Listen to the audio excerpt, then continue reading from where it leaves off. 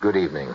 This is Orson Welles, your producer of a special series of broadcasts presented by the makers of Pabst Blue Ribbon, the Mercury Summer Theatre of the Air.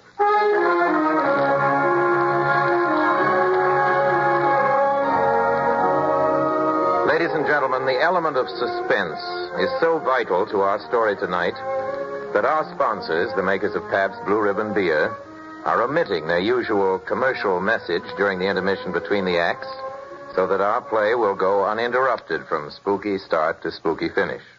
We of the Mercury reckon that a story doesn't have to appeal to the heart, it can also appeal to the spine. Sometimes you want your heart to be warm, sometimes you want your spine to tingle. Well, the tingling, it's to be hoped, will be quite audible as you listen tonight to a classic among radio thrillers. Its author is one of the most gifted of all the writers who've ever worked for this medium, Lucille Fletcher, who wrote the greatest single radio script ever written. Sorry, wrong number. The title of this, her terrifying little tale of Gru for this evening, is another spine tingler by name The Hitch-Hiker.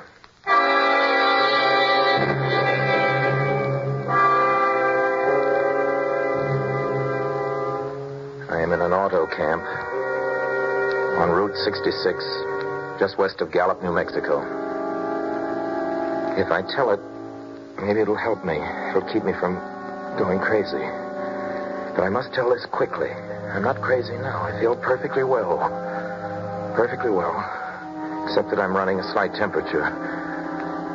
My name is Ronald Adams. I'm 36 years of age, unmarried, tall, dark, with a black mustache. I drive a 1940 Ford V8, license number 6B7989. I was born in Brooklyn. All this I know. I know that I'm at this moment perfectly sane. That it is not me who's gone mad, but something else. Something utterly beyond my control. But I must speak quickly. At any moment, the link with life may break. This may be the last thing I ever tell on Earth. The last night I ever see the stars.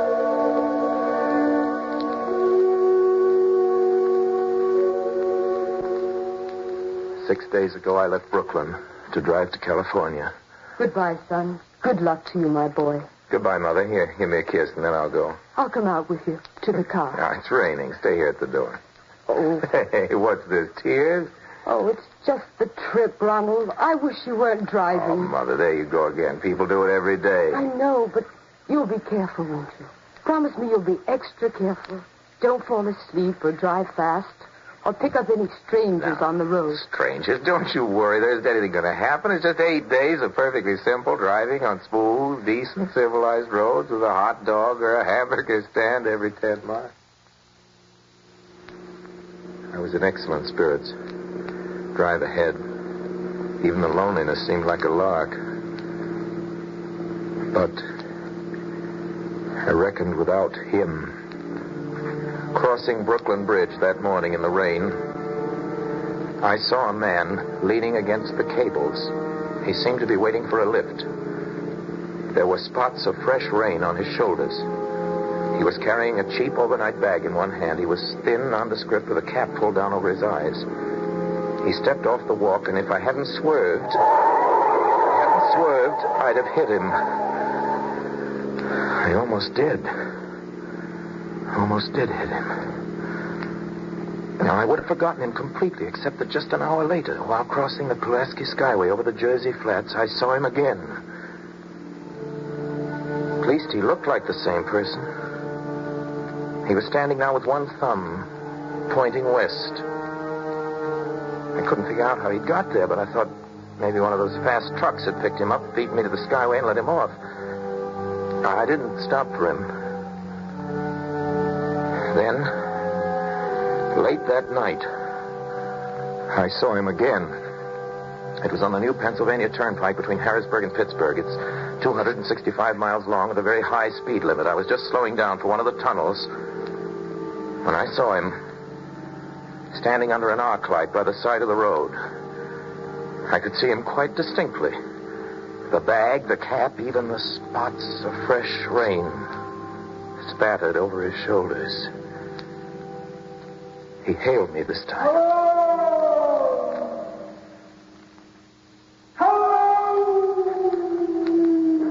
stepped on the gas like a shot. That's lonely country through the Alleghenies, and I had no intention of stopping. Besides, the coincidences, or whatever it was, gave me the willies. I stopped at the next gas station. Yes, sir. Fill her up, will you? Check your oil? No, thanks. Nice night, ain't it? Yes, yeah. It hasn't been raining here lately, has it? Not a drop of rain all week. Oh, no? I suppose that hasn't done your business any harm. No, people drive through here all kinds of weather. Mostly business, though. Ain't many pleasure cars out in the turnpike this season of the year. I guess not. What about hitchhikers? Hitchhikers here? Why, what's the matter? Don't you ever see any? A guy'd be a fool to start out to hitchhike on this road. Look at it. Then you never see anybody? No. Maybe they get a lift before the turnpike starts. I mean, just before the toll house. But then it's a mighty long ride. Most cars wouldn't pick up a guy for that long a ride. This is pretty lonesome country here, mountains and woods. Yeah. Hey, you ain't seen nobody like that, have you? Oh, no. It's just a technical question. Oh, I see. Well, that'll be $1.49 with the tax.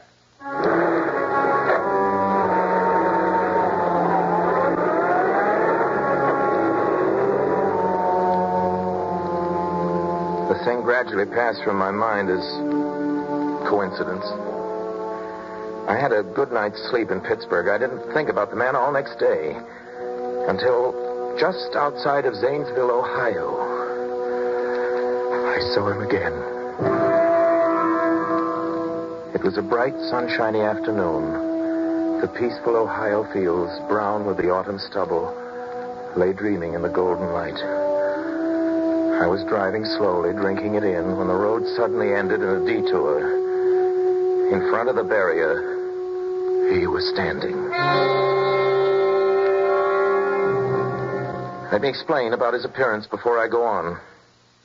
I repeat, there was nothing sinister about him. He was as drab as a mud fence. Nor was his attitude menacing. He merely stood there, waiting, almost drooping a little, the cheap overnight bag in his hand.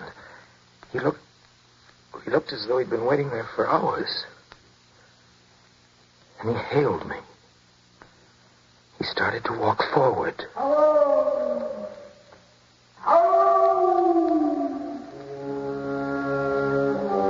I'd stopped the car, of course, for the detour.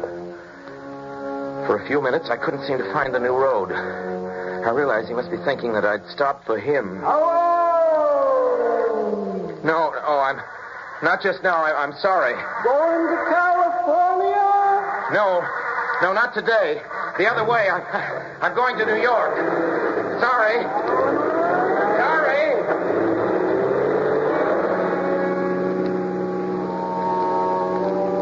After I got the car back onto the road again, I felt like a fool. Yet the thought of picking him up, of having him sit beside me, was somehow unbearable. Yet at the same time, I felt more than ever unspeakably alone. Hour after hour went by.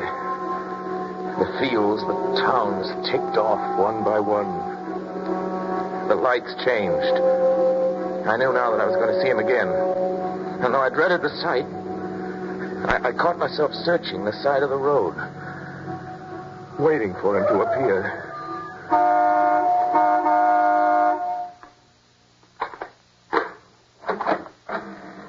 Yep. What is it? What you want? You sell sandwiches and pop here, don't you? Yep, we do. In the daytime. But they close up for the night. I know, but I was wondering if you could possibly may have a cup of coffee. Black coffee. Not at this time of night, mister. My wife's a cook and she's in bed. Well, now, listen, just a minute ago, there was a man standing here, right beside here, and he was a suspicious-looking man. Henry? Who is it, Henry? It's nobody, Mother. Here's a fella thinks he wants a cup of coffee. Go back in the bed. I don't mean to disturb you, but you see, I was driving along when I just happened to look, and there he was. What was he doing? Nothing. You've been hitting a bottle. That's what's the matter with you. You got nothing better than do than wake decent folk out their hard-earned sleep. Now get going. Go on. But he looked as though he was going to rob you. I ain't got nothing in this stand to lose. Down your way before I call out Sheriff Hoke.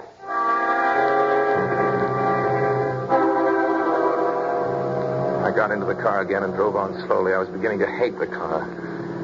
If I could have found a place to stop to rest a little, but...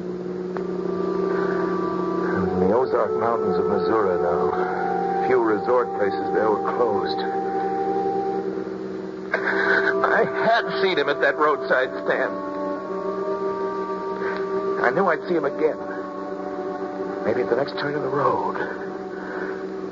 I knew that when I saw him next, I'd run him down.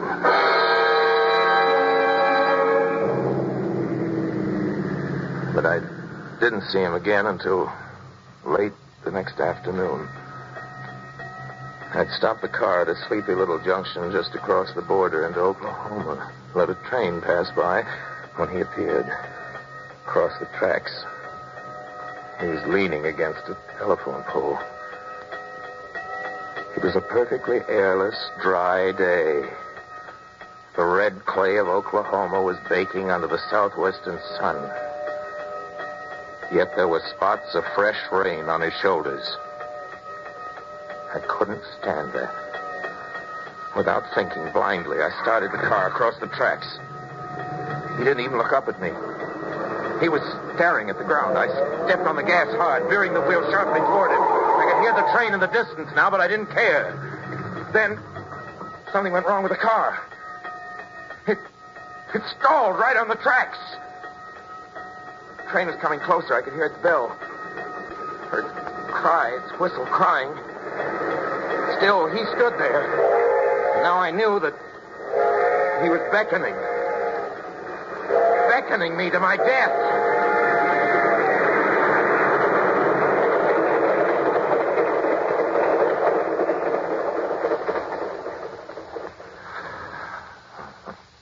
Well, I frustrated him that time.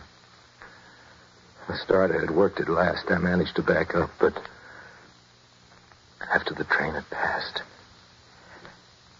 he was gone. I was all alone in the hot, dry afternoon.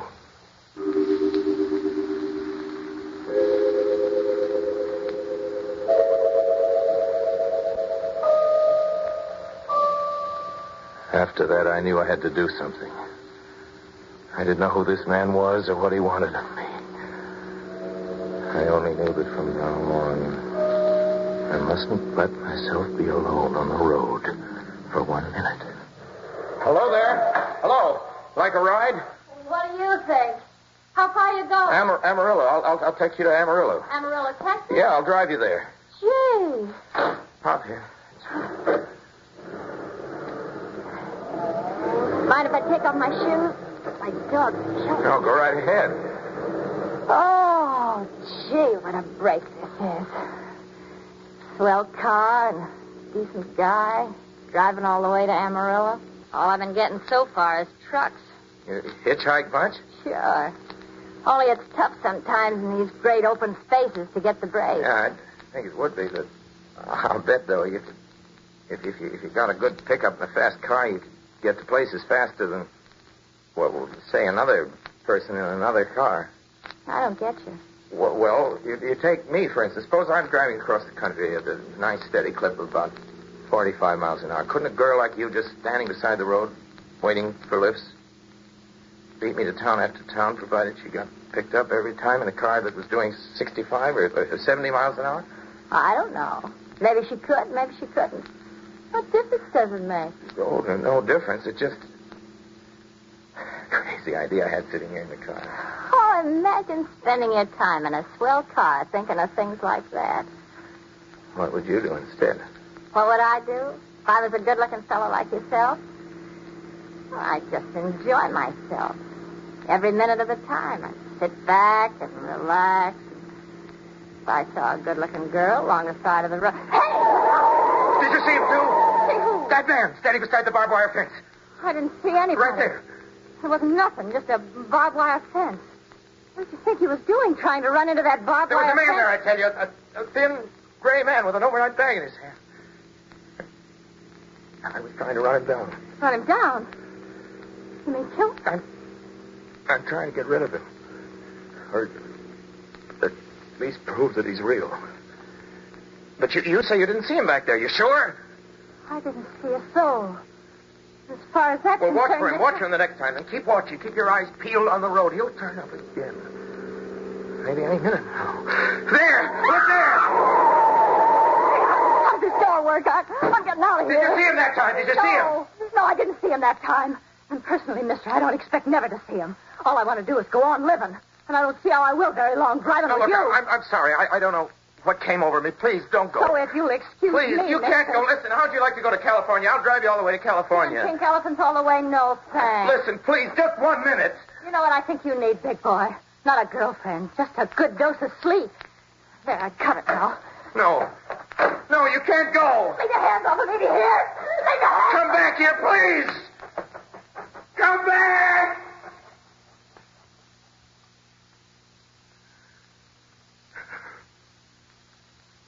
She ran from me. As if I was some kind of monster. A few minutes later, I saw a passing truck pick her up. I knew then that I was utterly alone. I was in the heart of the great Texas prairies. There wasn't a car on the road after the truck went by. Trying to figure out what to do, how to get hold of myself.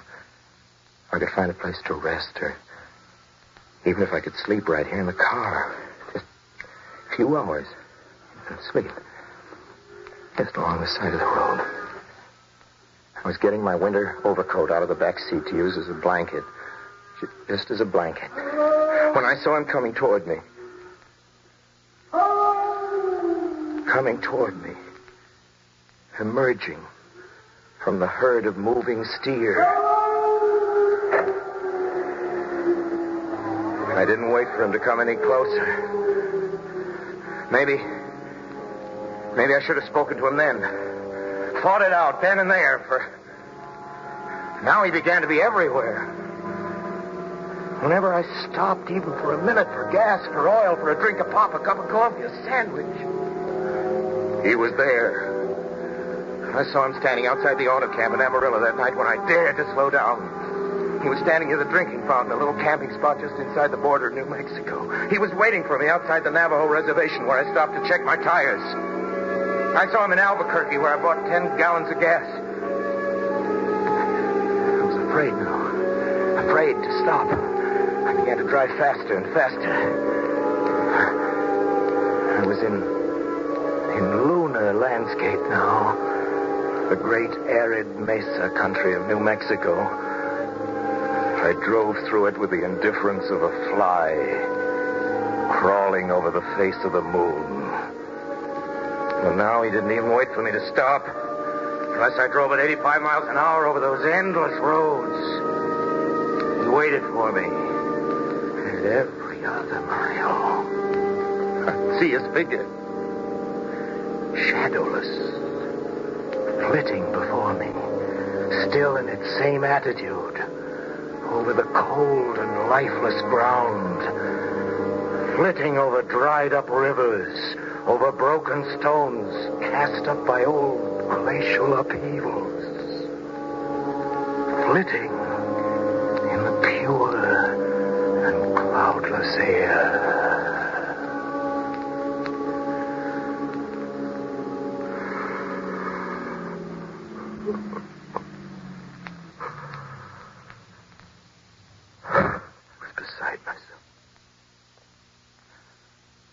Myself when I finally reached Gallup, New Mexico this morning. There's an auto camp here. It's cold. Almost deserted this time of year. I went inside and asked if there was a telephone. I had the feeling that if I could speak to somebody familiar, somebody that I loved, I could pull myself together. Number, please. Long distance. Thank you. This is long distance. I'd like to put in a call to my home to Brooklyn, New York. I'm Ronald Adams. The number is Beechwood 9970. Thank you. Thank you. What is your number? My number? It's 312. Albuquerque.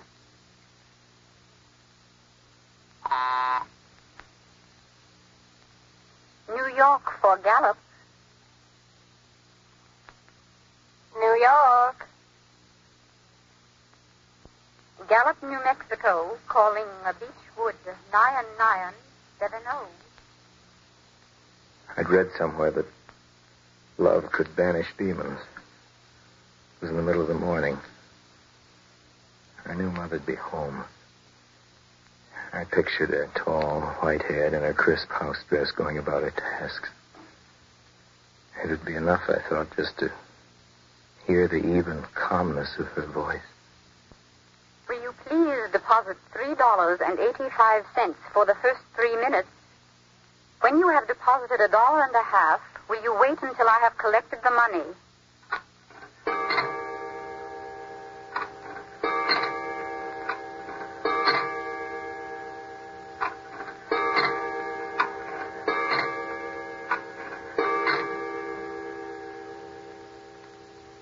All right. Deposit another $1.50.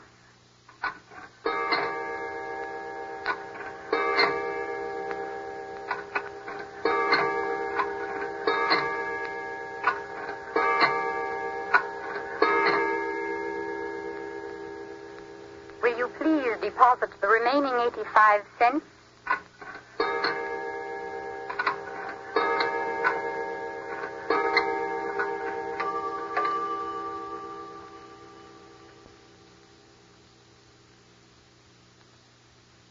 Ready with Brooklyn. Go ahead, please. Hello? Mrs. Adams' residence. Hello? Hello, Mother? This is Mrs. Adams' residence. Who is it you wish to speak to? What? Who's this? This is Mrs. Whitney. Mrs. Whitney?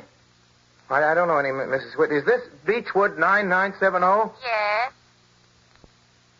Where's my mother? Where's Mrs. Adams?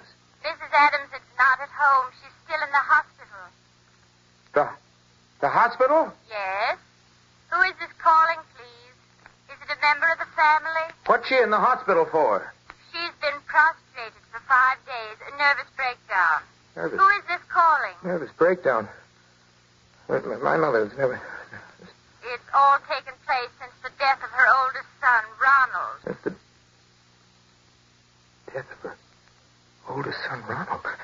Hey, what is this? What number is this? This is Beechwood 9970. It's all been very sudden. He was killed just 6 days ago in an automobile accident on the Brooklyn Bridge. Your 3 minutes are up, sir. Your 3 minutes are up, sir. Your 3 minutes are up, sir. Sir, your 3 minutes are up. And so, I'm sitting here in this deserted auto camp in Gallup, New Mexico.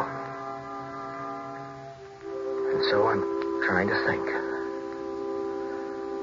I'm trying to get a hold of myself. Otherwise I'll go crazy. Outside, it is night. The vast, soulless night of New Mexico. 1,000,000 stars are in the sky. Ahead of me stretch 1,000 miles of empty mesa, and mountains, prairies, desert. Somewhere among them, he is waiting for me.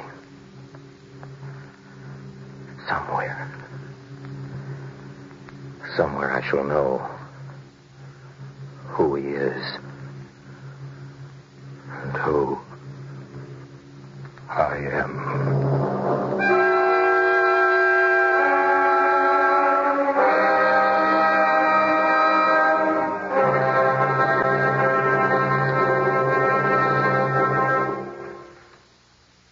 Now, here is Orson Welles.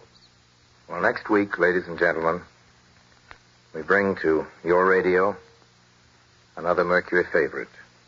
We hope a favorite of yours. You've asked for it many times. We've performed it many times. Jane Eyre. And Jane will be played by a Mercury actress who was heard tonight and has been heard so often on our shows. One of the most gifted people we know in our business, Miss Alice Frost. Jane Eyre, then, with Alice Frost and your obedient servant. That's the same time next week, same station. Please join us. Until then, speaking for my sponsors, the makers of Pabst Blue Ribbon Beer, for all of us on the Mercury Theatre, including Bernard Herrmann, who wrote and conducted the music on this program, I remain, as always, obediently yours.